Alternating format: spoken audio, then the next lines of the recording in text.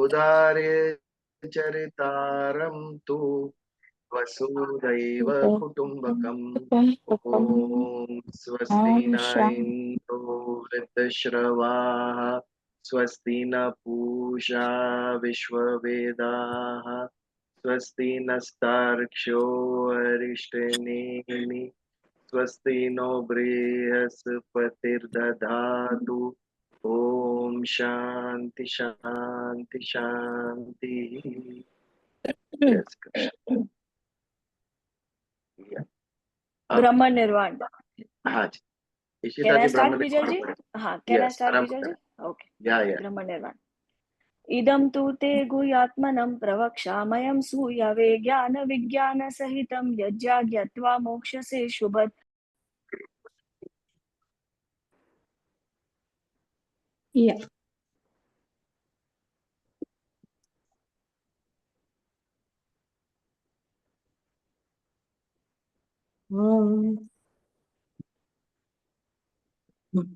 Jai Shri Krishna, everybody. Adishakti तव प्रेम जननी आम सदा शिव पिता गजानना तुझ करीतो वंदन विनायका तुझ करीतो वंदन तुअमुची देवता तुअमुची देवता तुअमुची देवता आधीवन तुझे करावे चरणावर माथा प्रात समयी तुला नमावे गीत तुझे गाता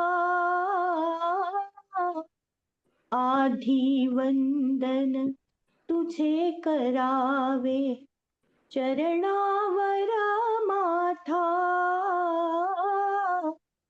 प्रातःसमयी तुला नमावे गीत तुझे गाता विघ्न हरावे मग भावे सकलांच्या नाथा गजानना तुझ करीतो वंदन तू अमुची देवता तू अमुची देवता तू अमुची देवता तुला न माहित उच्च नीचता मूषक प्रिय तुझला हीन दीन जो पतित पातकी गण म्हणसी अपुला तुला न माहित उच्च नीचता मूषक प्रिय तुझला हीन दीन जो पतित पातकी गण म्हणसी अपुला तू गणनायक सिद्धी विनायक जगताचा त्राता गजानना तुझ करीतो वंदन विनायका तुझ करीतो वंदन तू अमुची देवता तू अमुची देवता तू अमुची देवता रक्त कमल हे भाव भक्तीचे तुझसी अर्पावे रक्त कमल हे भाव भक्तीचे तुझसी अर पावे। दुर्वा मोदक मांगल्याचे गोड करुणी घ्यावे। टिळा चंदनी मानवतेचा लावितसे माथा। गजानना तुझ करितो वंदन, विनायका तुझ करितो वंदन। तू अमुची देवता, तू अमुची देवता, तू अमुची देवता। जय श्री कृष्ण। जय श्री कृष्ण जी। बहुत सुंदर, बहुत सुंदर। इसमें ग्रुप नहीं हुई पाई, इसका मन उत्साह।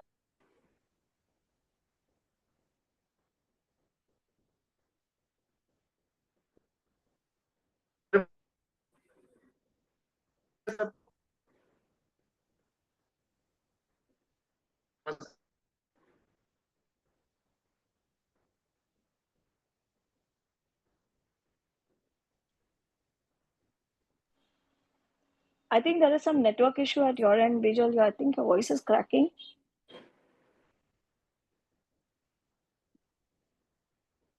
Your picture also gets No, but frozen. can you hear? It's cracking. It doesn't come. Can you hear me? On and off, on and off. 2 minutes, no? Yeah. Just give me a connection.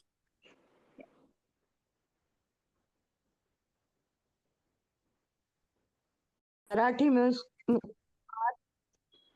तो वो जो निकलता है ना उसको आरती बोलते हैं। तो भजन भी वैसे ही होता है कि अंदर से अपना जो पूर्ण संपूर्ण भाव के साथ में जो स्वर निकलता है ना, तो वो उसमें ना कभी भगवान ये नहीं देखते किसी की आवाज मीठी है कड़वी है कैसी है, बट जो भाव अंदर से निकलता है वो जब भी अपने मुंह से निकलता है ना, तो वो भगवान को हमेशा प्रिय होता है। तो राज 9वें अध्याय 34वां श्लोक पढ़ते हैं। मन मना भव मदभक्तो मध्याजी मा नमस्कुरु, मामे वैश्यसि युक्त व आत्मानम मत परायणा। 4 प्रकार से भगवान कहते हैं कि आप हमारा भजन, मेरी भक्ति कर सकते हो। मन मना भव मदभक्तो मध्याजी नमस्कुरु। 4 प्रकार से आप मेरा भजन कर सकते हो, मेरी भक्ति कर सकते हो। ये चारों हम संक्षिप्त में देखेंगे थोड़ा थोड़ा। सबसे पहले लेते हैं मध्याजी।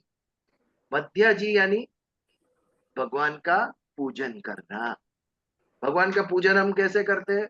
पुष्पम पत्रम फलम तोयम, अन्य तरीके से भी लोग करते हैं। तो आपने जल चढ़ाया, आपने फूल चढ़ाए, आपने फल चढ़ाए, भगवान को तिलक किया, आरती दिखाई, अगरबत्ती जलाई, ये मध्याजी यानी मेरी पूजा की आपने। ये पूजा कैसे करते हैं हम? ये जो सभी प्रकार आया पूजा का, ये पूजा हम शरीर से करते हैं। पत्र पुष्प फल चढ़ाते हैं, तिलक करते हैं, नहलाते हैं भगवान को, अगरबत्ती दिया दिखाते, आरती करते हैं, ये सब शरीर के द्वारा होता है। तो पहले शरीर के द्वारा भगवान का पूजन हम करते हैं। मध्याजी हमारा जो फिजिकल बॉडी है उसके द्वारा ईश्वर का पूजन हम करते हैं। उसके बाद मन मना, मन के द्वारा भगवान का पूजन। यहां पर भाव आता है, जो हम कहते हैं ना सच्चे भाव से भगवान का भजन करो। पहले स्थूल शरीर से भगवान की पूजा, क्योंकि वो सबसे सिंपल है। हमारा मन कहीं पर भी हो फिर भी हम शिवलिंग पे जल चढ़ा सकते हैं, वेरी इजी। शरीर के द्वारा पूजा करना अत्यंत इजी। लेकिन मन के द्वारा अत्यंत कठिन। मन के द्वारा हम कितनी सारे विश्व के, संसार के वस्तुओं का विचार करते हैं, देखते हैं, सुनते हैं। ये सबको हटाकर मन में ईश्वर की स्थापना कर, ईश्वर का भाव लाना, फीलिंग्स, इमोशन भगवान के प्रति, ये कठिन है। शुरुआत शरीर से होगी, पर जब हम सामने मूर्ति लेकर बैठते हैं, छवि लेकर बैठते हैं भगवान की पूजा करने, तो धीरे धीरे धीरे खाली वो फिजिकल पूजा नहीं रहती है, स्लोली स्लोली हमारा मन भी उसमें लगना शुरू होता है। मन ये एक उदाहरण है। जैसे पहले स्थूल शरीर से पूजा की, वैसे अब सूक्ष्म शरीर। मन तभी लगेगा जब बुद्धि उसे स्वीकार करेगी। बुद्धि से जब हम ये निश्चय करेंगे कि हाँ यही मेरा भगवान है, उसके बाद मन लगना शुरू होगा। किसी भी व्यक्ति को हम भगवान नहीं मानते, बुद्धि का जब स्टैंप पड़ता है उसके ऊपर, ही इज माई लॉर्ड, उसके बाद मन उसमें लगने का शुरू होता है। और शरीर से करना इजी है, मन से करना डिफिकल्ट है। इस शरीर को ड्राइव कौन करता है, आदेश कौन देता है? स्थूल शरीर को आदेश सूक्ष्म शरीर देता है। मन इच्छा करता है और बुद्धि उन 4 इच्छाओं में से एकाध के ऊपर निश्चय करती है, तब वो कर्म में परिवर्तित होता है। तो ये जो हमारा सूक्ष्म शरीर है, ऑलवेज आप अध्यात्म के विश्व में देखिए, स्थूल वीक है, जितना सूक्ष्म होता जाएगा वो उतना पावरफुल होता जाएगा। शरीर से इंद्रिय पावरफुल है, इंद्रिय से मन पावरफुल है, मन से बुद्धि पावरफुल है और बुद्धि से अहम पावरफुल। क्योंकि मन और बुद्धि ये दोनों अहम के अंदर रहते हैं। हम जो भी इच्छा करते हैं उसके आगे मैं होता ही है। वैसे ही हम जो भी बुद्धि के द्वारा निर्णय लेते हैं उसके आगे भी मैं होता है। मैं ये करूंगा, मुझे ये करना है, मुझे लगता है ये ठीक है, ये ठीक नहीं है। ये जो अहम है ये मूल है। अहम के अंदर दोनों स्थित है, मन और बुद्धि। इसके लिए अहम सबसे पावरफुल है। तो स्थूल शरीर के द्वारा जो पूजा होती है, धीरे धीरे धीरे वो मन तक पहुंचती है। तो पहले मध्याजी, उसके बाद मन मना। तेरा मन संसार से हटाकर मुझ में लगा, इसके द्वारा तो मुझे प्राप्त कर सकेगा। बट मेजॉरिटी लोग ये फर्स्ट लेवल पर ही अटक जाते हैं, क्योंकि समझ नहीं। ये ज्ञान होता कि ये आरंभ है, शुरुआत है, ये अंत नहीं। हम व्रत, उपवास, सेवा, पूजा ये करके अंत समझ गए, ये भक्ति का अंत है, यही भक्ति है, इससे आगे कुछ भी नहीं है। ये प्रथम चरण है भक्ति का। शरीर से की हुई भक्ति मन में रूपांतरित होनी चाहिए, फिर वो मन के द्वारा होनी चाहिए, फिर बुद्धि के द्वारा विश्वास होना चाहिए। तब धीरे धीरे धीरे हम भक्ति में ऊपर उठते हैं। तो मन मना भव मद भक्तो मध्याजी माम नमस्कुरु। जब शरीर और मन के द्वारा भक्ति होने लगती है, तब धीरे धीरे धीरे धीरे धीरे हम ईश्वर के और नजदीक जाते हैं। जब तक मन और बुद्धि यहां तक भक्ति है, तब तक ईश्वर अलग है और मैं अलग हूं। भक्ति में एक प्रेम रस है। जब हम किसी से अलग होते हैं तभी उसको प्रेम कर सकते हैं। जब तक मैं और भगवान अलग है, तब तक भक्ति, तब तक प्रेम ईश्वर के ऊपर। लेकिन मैं और भगवान एक ही हो गए तो कोई भेद ही नहीं रहा, कोई द्वैत ही नहीं रहा, तो प्रेम कहां से आया? प्रेम अन्य पर होता है। तो जब तक भक्त है तब तक प्रेम है, तब तक भक्ति है। तो मन और बुद्धि के बाद सूक्ष्म अहंकार रह जाता है। अभी तक हम संपूर्ण भक्त नहीं हुए ईश्वर के। धीरे धीरे धीरे स्थूल देह, मन और बुद्धि, और उसके बाद हमारा अहम, ये भगवान के चरण में हम समर्पित करते हैं। ये ये लेवल जब आता है, ये नमस्कुरु यानी नमस्कार करना, नमस्कार करना, झुकना। हम किसके आगे सिर झुकाते हैं? जिसको हम अपने से बड़ा मानते हैं। जब ये भाव उत्पन्न होता है, मैं कुछ भी नहीं, मैं छोटा हूं और आप बड़े हैं, ये भाव आने पर, ये समझ आने पर हमारे से नमस्कार होता है। टिल देन नहीं होता है। हमें फिल्म के हीरो हीरोइन पसंद है,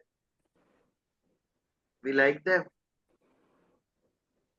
वी रिस्पेक्ट देम, बट यदि कहीं शूटिंग चल रही है, हम गए और हमें मिल गए, तो हम उनके चरण स्पर्श नहीं करते। वैसे ही हमारे मित्र, बहुत प्रेम है मित्र पर, बट वहां पर एक इक्वालिटी का, एक समानता का रिलेशन है, बहुत ही अच्छी मित्रता है, लेकिन उसको प्रणाम नहीं कर सकते हम करते नहीं। क्यों? इतना भी अच्छा मित्र हो, लेकिन तू है और मैं हूं, ये हमारी आइडेंटिटी हम पकड़ के रखते हैं। उससे कॉम्प्रोमाइज नहीं होता कभी भी। पर जब ईश्वर की बात आती है, गुरु की बात आती है, माता पिता की बात आती है, और हमारे टीचर्स, हमारे बुजुर्ग, इनकी बात आती है, तो अपने आप मन से ये भाव निर्माण होता है कि आप बड़े, मैं छोटा हूं आपसे। ये जब भाव आता है, ये जब बुद्धि स्वीकार करती है कि आप मुझसे बड़े हैं, कोई भी फील्ड में हो, तब हम उन्हें नमस्कार करते हैं। ये नमस्कार क्या है? हमारे अहम को हमने सबलाइन किया, उसको छोटा किया, जो स्ट्रॉन्ग था बहुत, उसको इजी किया हमने। तब जाके सिर झुकता है किसी को, तब तक नहीं झुकता। तो जब मन और बुद्धि से, शरीर से हम स्वीकार करते हैं कि ये मेरे ईश्वर है, तब जाके धीरे धीरे धीरे धीरे हमारा अहंकार उस परम तत्व में विलीन होता है। तब हम अपने आप को समर्पित कर देते हैं, और जितना ज्यादा जिसका समर्पण, उतना वो ईश्वर से ज्यादा समीप है। एक लेवल पर ये भाव आ जाएगा, भगवान ये शरीर तू है, ये मन बुद्धि अहंकार सब कुछ तू है, मुझे जो प्रेरणा मिल रही है वो भी तुझसे ही मिल रही है, ये मैं जो बोल रहा हूं वो शब्द तू रख रहा है मेरे मुख में। ये लेवल पे जब अहम पहुंचता है, तब समर्पण होता है। तब ईश्वर के लिए हम काम करते हैं, स्वयं के लिए नहीं करते। कर मैं रहा हूं, लेकिन मन बुद्धि क्या कहते हैं? भगवान के लिए हो रहा है, ये भगवान के लिए कर रहे हैं। जब हमारा अहम विलीन होता है, तब नमस्कुरु, तब हम ईश्वर को नमस्कार करते हैं। पहले शरीर से मध्याजी, फिर मन मना, उसके बाद का लेवल नमस्कुरु। नमस्कुरु होने पर क्या होता है? उसके बाद हम भगवान से युक्त हो जाते हैं। मुझ में और ईश्वर में बीच में क्या खड़ा है? मेरा अहम, मैं ये हूं, मैं तेरा भक्त हूं। ये भाव भी जब तक है, तब तक मैं अलग हूं भगवान। बट मैं कुछ भी नहीं, जो भी है तू ही है ईश्वर, ये भाव जब आता है तब मैं ईश्वर से युक्त हो जाता। भक्त कौन? जो ईश्वर से युक्त है वो भक्त। इस तरीके से देख सकते हैं तो भक्त नहीं, विभक्त नहीं। जो विभक्त नहीं वो भक्त। हम सब विभक्त है, अपने आप को भक्त समझते हैं हम, भक्त बट है विभक्त। तो जो ईश्वर से विभक्त नहीं अर्थात जो ईश्वर से युक्त है वो भक्त। और ये जब भक्ति उत्पन्न होती है तब फिर भगवान कोई भी परिस्थिति दे, हमारी श्रद्धा उससे जरा भी हिलती नहीं है।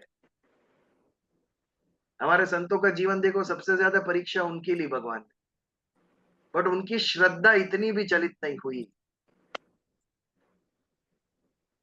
क्यों मेरी परीक्षा ले रहे हैं भगवान? ये भाव कभी आया ही नहीं। ये जो प्रतिकूल परिस्थिति आई है, ये जो इनकन्वीनियंस है, ईश्वर तेरा ही प्रसाद है। जो अनुकूल परिस्थिति है, भगवान तेरा आशीर्वाद है। ये परम श्रद्धा। जो भक्त हो जाता है वो किसी भी परिस्थिति में ईश्वर से अलग नहीं होता, उसकी श्रद्धा हिलती नहीं है। हमारी परिस्थिति क्या है? हम अपने आप को भक्त समझते हैं, लेकिन ईश्वर के पास कब जाते हैं हम? या तो कोई अनुकूल कन्वीनियंट मांगने के लिए, या तो प्रतिकूल इनकन्वीनियंस इसको दूर रखने के लिए,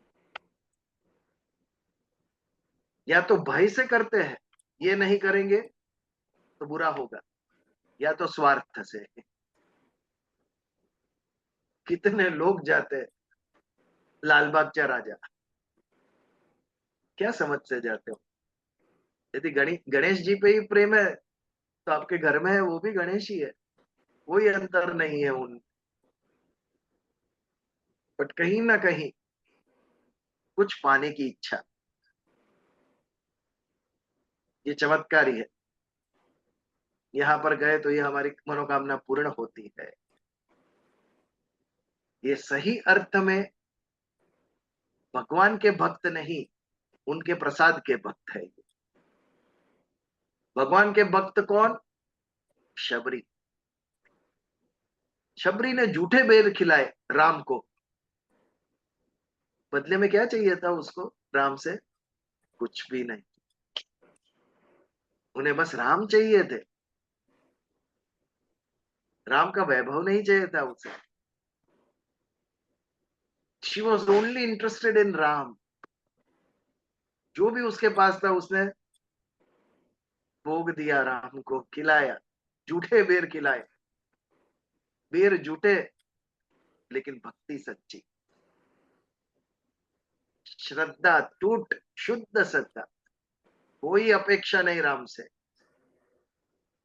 एक माँ जब अपने बच्चों को खाना परोसती है, बच्चे खाते हैं, देख निस्वार्थ आनंद की अनुभूति करती है, कोई अपेक्षा नहीं बच्चों से। वैसे ही भगवान के ऊपर जब निस्वार्थ प्रेम से हम जाते हैं, जब हमारा अहम उसके चरणों में हम समर्पित कर देते हैं, तब मद भक्त, तब हम ईश्वर से युक्त हो जाते हैं। और ये परिस्थिति को भक्त कहते हैं, जो भगवान से एक रूप हो गए, ना कोई अपेक्षा ना कोई कामना, ना कुछ अच्छा चाहिए ना कुछ बुरा दूर रखना है, ना ही कुछ प्राप्त करना है भगवान। ऐसा जो व्यक्ति है कि मेरा संपूर्ण अस्तित्व ईश्वर तू ही है, मैं कुछ नहीं हूं, मैं जो सोचता हूं, जो देखता हूं, जो बोलता हूं, जो करता हूं, सब तू करवाता है। तो जो भी परिस्थिति देगा मुझे कोई फर्क नहीं पड़ता उससे, दुख दे या सुख दे कोई फर्क नहीं पड़ता। ये लेवल पर जब मन पहुंचता है तब उसे भक्त कहते हैं। तो भक्ति कैसे करेंगे? मन मना भव मद भक्तो मध्याजी माम नमस्कुरु। मेरा पूजन कर शरीर से, मन से, भाव से, बुद्धि से मेरे पास आ। तेरा अहम मुझे समर्पित कर। नमस्कार। हम सिर झुकाते हैं, आप बड़े मैं छोटा। You are my Lord। ये भाव जब आता है तब नमस्कुरु। अब हम अपने आप को समर्पित करते हैं ईश्वर को। ये होने के बाद मद भक्त भव, उसके बाद तू मेरा भक्त बनेगा। तुझ में और मुझ में कोई अंतर नहीं होगा। तेरा अस्तित्व मुझ में।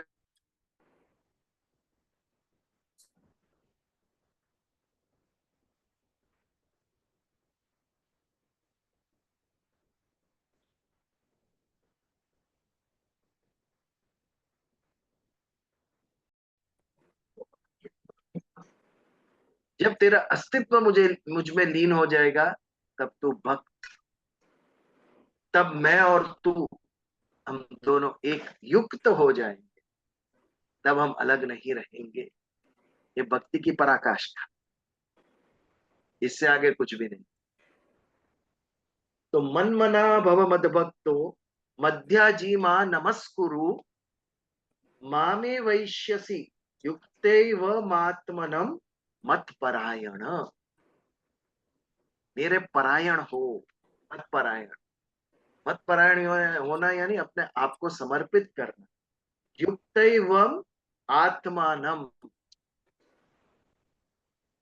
स्वयं अपने आप के द्वारा मुझसे युक्त हो जा। माम ए वैश्यसी, मुझे प्राप्त होगा तू। स्वयं के द्वारा मुझसे युक्त हो जा, अपने आप के द्वारा मुझसे परायण हो, मेरे शरण में आ। ईश्वर, जो भी निर्णय है, जो भी प्रेरणा तूने दी, मुझे स्वीकार है। वो परायणता, मत परायण हो। ऐसा करने से तू मुझे प्राप्त करेगा। ये था हमारा 34वां श्लोक और राजविद्या राजगुह्य 9वें अध्याय का अंतिम श्लोक। आप जरा पीछे देखें तो 7वां अध्याय ज्ञान विज्ञान योग और 9वां अध्याय राजविद्या राजगुह्य योग।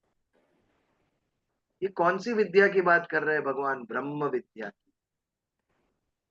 वो विद्या जिसके द्वारा तू मुझे जान सकता है, ब्रह्म तक, परम ब्रह्म तक पहुंच सकता है।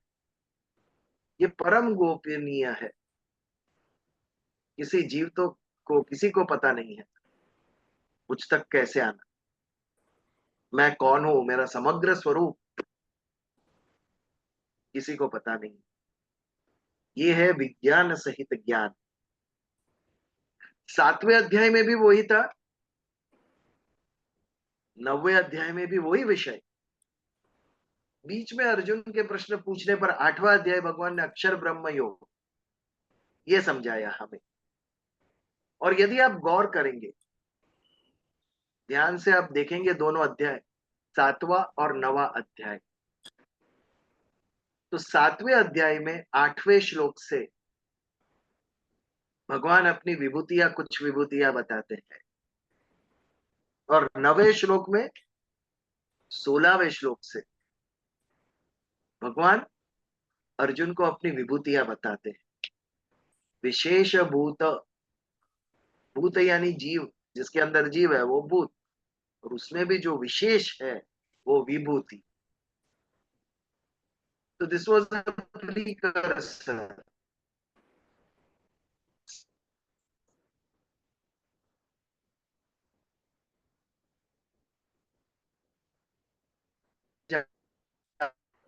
समझना है मुझे तो मेरी विभूतियां समझनी पड़ेगी तुझे। तो 7वें 8वें 9वें के बाद 10वें अध्याय में भगवान ने विस्तार से उनकी विभूतियों के बारे में हमें समझ दी। तो 9वां राजविद्या राजगुह्य, ये अध्याय का समापन करके अर्जुन ने कोई नया प्रश्न पूछा नहीं है।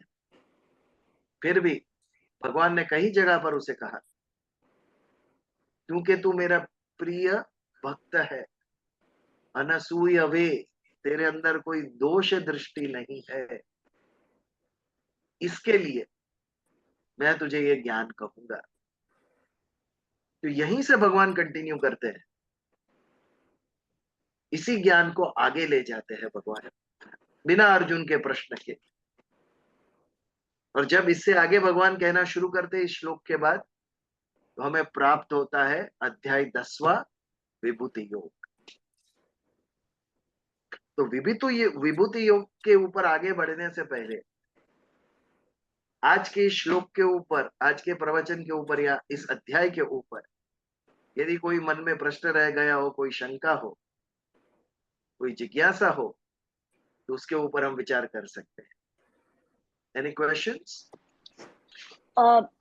बिजल जी, 32वें श्लोक में जब ये स्पेसिफाई कर रहे हैं कि स्त्रियां वैश्य, तो यहाँ पर ये स्पेसिफिकली स्त्रियों के बारे में बोल रहे हैं, it is just because of that देश काल परिस्थिति, या वो ये बता रहे हैं कि स्त्रियां चूंकि संसार में ज्यादा परिवार के साथ में उनके ऊपर ज्यादा रिस्पॉन्सिबिलिटीज होती है, इसलिए वो इतना ईश्वर के प्रति मन नहीं लगा पाती है? Exactly what is Krishna referring to over here ना, इन द 32nd श्लोक? इसे इस तरीके से देखिए आप, हमारे 4 ये है कर्म है, धर्म अर्थ काम मोक्ष। ये जो हम लग्न के समय में, विवाह के समय में फेरे लेते हैं, ये 4 हमारे धर्म है, ये हमें फॉलो करना होता है, धर्म अर्थ काम मोक्ष। तो इसमें पहले 3 में धर्म अर्थ और काम, उसमें पति आगे होते हैं, पत्नी पीछे होती है। You have to follow him in these 3, dharma अर्थ काम। लेकिन जो चौथा है मोक्ष, उसमें स्त्री आगे हो जाती है, पति पीछे। इसका क्या अर्थ? You cannot follow anybody and attain moksha. It's a solo journey. के लिए It's a solo journey. Yes.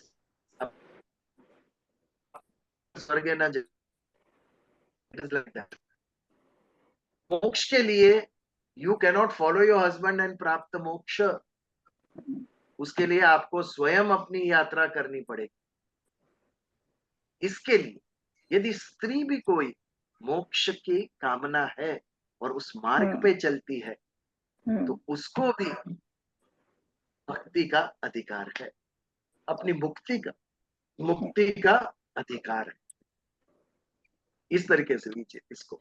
यदि स्त्री भी मोक्ष, तो वो अधिकारी है उसके लिए उसे अन्य किसी की परमिशन लेने की आवश्यकता नहीं है। वो स्वयं अपनी जर्नी, मोक्ष यात्रा आरंभ कर सकती है, और मैं उसे भक्ति प्रदान करूंगा, मैं उसे मुक्ति प्रदान करूंगा। ठीक है? Anything else? બીજલ ભાઈ, हाँ, એ પાપ યોની જે કહે છે, તો એ એટલે કઈ એકચ્યુઅલી કયા કર્મથી આપણે પાપ યોની, અને કઈ એનું મને સમજાવી શકાય પાપ યોનીમાં કે કોણ કોણ હોય, કઈ રીતે एक એમાંથી दुराचारी છે दूर ને एक રહેવાય? પાપ યોની છે।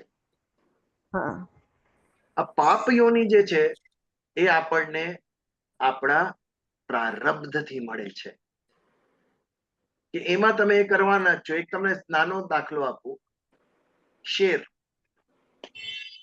वो अगर शिकार नहीं करेगा गाय का, बकरी का, तो वो जिंदा रह सकेगा? जिंदा ही नहीं रह सकेगा। उसके द्वारा एक जीव की हत्या होगी ही। ये शेर का जन्म उसे कैसे मिला? उसे प्रारब्ध से मिला, इसके लिए पाप योनि। कि आप जिस योनि में जन्मे हैं उस योनि में आपके द्वारा थोड़ा पाप तो होगा ही। जबकि दुराचारी कौन? भले ही पाप योनि में उसको जन्म नहीं मिला है, लेकिन वो बुरा आचरण करता है अपनी वृत्ति के द्वारा, अपनी बुद्धि के द्वारा, कोई कामना से प्रेरित होकर। जो दुराचारी है, जो गलत आचरण करता है, वो दुराचारी। मनुष्य योनि में नॉट नेसेसरी हमें पाप करना ही पड़ता है, लेकिन फिर भी हमारी मति हमसे करवाती है, हमारा लोभ हमसे करवाता है। इसके लिए ये दुराचार। भले प्रारब्ध से उसे अच्छा जन्म मिला, लेकिन अच्छे जन्म में वो बुरा कर्म कर रहा है। जबकि पाप योनि, प्रारब्ध से ही वो योनि मिली है कि जिसमें उसके द्वारा पाप होना ही है। ये दोनों में अंतर है। कि जहां पर सहज पाप होने ही वाला है, वो पाप योनि। जैसे कोई हिंसक पशु की योनि, ऐसी बात। ऐसे हम मनुष्य मानव जीवन जो है तो वहां हम कैसे बच के रह सकते हैं? ऐसा वो अलर्ट रहना पड़ेगा ऐसा। जैसे प्रहलाद असुरों के परिवार में पैदा होकर भी हाँ नारायण के भक्त बने, तो वो हाँ उनका प्रारब्ध है और उन्होंने हाँ, उसको और डेवलप किया। अब जैसे कोई एक just an example, it is not a thing, पर यदि कोई किसी स्मगलर के परिवार में पैदा होता है या किसी क्रिमिनल भाईगिरी वाली फैमिली में कोई पैदा होता है, लेकिन वो अपनी चॉइस से उस चीज को छोड़ करके अपने आप को क्लियर रखता है, तो वहां पर वो उसका कुछ तो उसके पूर्व जन्म के उसके प्रारब्ध भी होंगे, और उसके आगे उसने अपना विवेक इस्तेमाल किया होगा।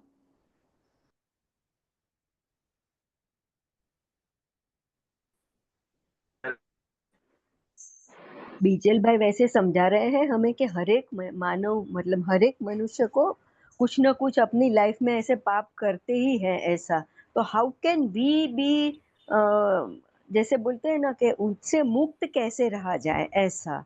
तो अलर्टनेस ही एक हमारे लिए है, as as per I understand, कि थोड़ा सोच विचार के जो करते हैं ऐसा, तो उससे मुक्त रह सकते हैं, दूर रह सकते हैं।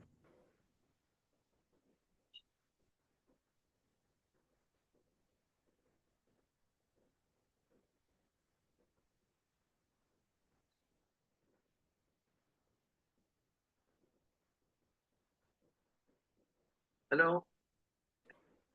આ કનકબેન મને છેલ્લે સંભળાયું નહીં, ઇન્ટરનેટ ડિસ્કનેક્ટ થઈ ગયું હતું. એટલે એ हम कैसे बच के रह सकते हैं एज एन इंडिविजुअल। आपने बताया कि Yes. हम एज अ ह्यूमन बीइंग हमारे से भी हो ही जाता है, जैसे हम काम करते हैं, कर्म करते हैं, कुछ ना कुछ होता है। तो हमें मतलब थोड़ा अलर्ट रहना है, जैसे कैसे हाउ डू डेफिनेटली वी भी, हाँ, बच के कैसे हमारे रह सकते हैं। बस एक ही शब्द है, विवेक, जागरूकता, बुद्धि। Correct. जब हम हमारे एक एक ऑब्जर्व करेंगे, हमारी इच्छाओं को, हमारे निर्णयों को, हमारे Correct. वाणी और वर्तन तो बहुत बाद में आते हैं, दे आर जस्ट रिफ्लेक्शन। हम जो सोचते हैं वैसा बोलते हैं और ऐसा होता है। तो हमारे मन को, बुद्धि को वश में रखना विवेक के द्वारा, राइट और रॉन्ग की समझ जागरूकता, ये हमारे में नहीं होती है। We forget. सत्संग में वो जागरूकता बढ़ जाती है, जैसे ही असंग होता है कि वो वापस हाँ। संसारिक मन के अंदर आ जाते हैं। बट हम हम्म। दुराचारी की कक्षा में आते हैं। हम पाप योनि नहीं है, हम चाहे तो बिना पाप के रह सकते हैं। बट जैसे एक शेर का उदाहरण लिया हमने, वो बेचारा जी नहीं सकेगा यदि वो हत्या नहीं करेगा। तो इसके लिए वो पाप योनि, कि जहां पर पाप होना संभव ही है, होगा ही उससे। ये बात, ये प्रारब्ध से मिलता है दोनों हमें। एनीथिंग एक एल्स? सिंपल है, एक सिंपल एक बात करूं कि एक सिंपल, एक हाँ मॉस्किटो बोलिए। को हम ऐसा करके मार देते हैं, तो वो भी हमारे लिए यस, जागरूकता नहीं है ना। हमारे से मतलब, हाँ, या हमारे से सहन नहीं होता है, हम कन्वीनियंस देखते हैं हमारे। हाँ वही। ये तो आप तो अच्छा आप मस्कीटो के लिए हमारे पास जैसे ऑप्शन है, हम कोई और प्रबंध कर सकते हैं, हम अपनी विंडोज बंद कर सकते हैं, हम ओडोमॉस लगा सकते हैं। तो वो सारे प्रिकॉशंस लेने के ऑप्शंस हैं हमारे पास में, और यहीं पर हमारा विवेक है कि यदि अवॉइड हम कर नेचुरली रहे हैं। हाँ, ऐसा नहीं, मतलब एक नेचुरली एक वो ऐसे ऐसे हो इंस्टिंक्ट जाता होता है, है, जैसे हाँ ऐसे होता है, तो ऐसे इंस्टिंक्ट हमारा ऐसा हाथ हो जाता है ऐसा। इंस्टिंक्टिवली, हाँ हाँ वो कुछ चीजों में हमारा इंस्टिंक्ट होता है। एकदम। लेकिन अभी जैसे बीजल जी जो उदाहरण दे रहे थे, तो आई डोंट नो आपने किसी ने देखा हो, ये थोड़ा सा मतलब ड्रामेटिक है ये, कि पाब्लो एस्कोबार एक बहुत बड़ा ड्रग डीलर था कोलंबिया में, एंड आई एम श्योर किसी ना किसी ने आपने नेटफ्लिक्स पे उनकी वो सीरीज भी देखी होगी, नार्कोस। अगर वो सीरीज हम देखते हैं, वो एक्चुअली उसके रियल लाइफ पर उस पे आधारित है। As chance would have it, आप यदि वो सीरीज देखेंगे, आप एक्चुअली देखेंगे कि उसकी माँ, उसका परिवार, एक भी जन को इस बात का बोध ही नहीं है कि ये गलत काम है, कि हम ये नशीले पदार्थ पूरी दुनिया में हम बेच रहे हैं, और हमारी वजह से करोड़ों यंगस्टर्स, करोड़ों यूथ का जीवन नष्ट हो रहा है। लेकिन उनको उसमें कुछ गलत नजर ही नहीं आता है, उनको यही समझ रहा है कि इसमें क्या हो गया, हम नहीं करेंगे तो कोई और करेगा, तो हम कर रहे हैं तो क्या प्रॉब्लम है। और हम ये पैसे से हमने अपने गरीबों का उद्धार कर दिया, हमने रोड बना दी, हमने किसी को घर बना दिया, किसी को गाड़ी दे दी। यहाँ तक कि ऐसा कहा जाता है कि मदर टेरेसा तक को उसने काफी सारा पैसा दिया था जगह जगह। तो उसने अपने आप को ही वो मतलब व्हाइट वॉश, उसने अपने आप को अपनी क्लीन कर दिया एक तरह से। तो आप ये सोचिए कि ये विवेक, ये जो प्रश्न हमारे दिमाग में आ रहा है कि हम अपने आप को बचाएं कैसे, उस प्रश्न का पहला हिस्सा है कि ये रियलाइज करना कि हम कुछ गलत कर रहे हैं। तो उनकी बुद्धि लिमिटेड है कि उन्हें यही बात का एहसास नहीं है कि हम ये क्राइम तो लॉ बताएगा, लीगली बताएगा कि ये क्राइम है कि नहीं है, पर उनका अपना विवेक उनको नहीं बता रहा है कि हम ये एक गलत काम कर रहे हैं। तो ये एक वो टिपिकल जो बीजल जी बोल रहे हैं दुराचारी बुद्धि है, वो ये उस तरह की उनकी बुद्धि है, प्रबल बुद्धि है, कि वो उनको वो नजर ही नहीं आ रहा है कि इसमें कुछ गलत हो रहा है, क्या हो गया उसमें किया तो रियलाइजेशन ही नहीं होता है। हाँ है ही नहीं, करेक्ट, है ही नहीं, है ही रियलाइजेशन नहीं, नहीं होता है। वो है ही नहीं उनमें। वाल्मीकि, थैंक्स वही विवेक निशिता। जो मैंने कहा एक शब्द, थैंक वो बुद्धि विवेक ही नहीं है ना, राइट एंड रॉन्ग की समझ ही नहीं है उनमें। जो वाल्मीकि जी की परिस्थिति थी, नारद मिले उससे पहले, उनका विवेक ही जागृत नहीं हुआ था, राइट एंड रॉन्ग की समझ ही नहीं थी, उनको वो सत्य ही लग रहा था कि ऐसे ही जीते हैं, ऐसे ही मारते हैं, उसमें कोई बुराई नहीं। ये मानना बहुत इंपॉर्टेंट है, आप क्या मानते हो उसके ऊपर सब कुछ निर्भर है। तो यहाँ पर आज हम हमारे सत्संग की और 9वें अध्याय का समापन करते हैं, और अगले मंगलवार से विभूति योग का आरंभ करेंगे।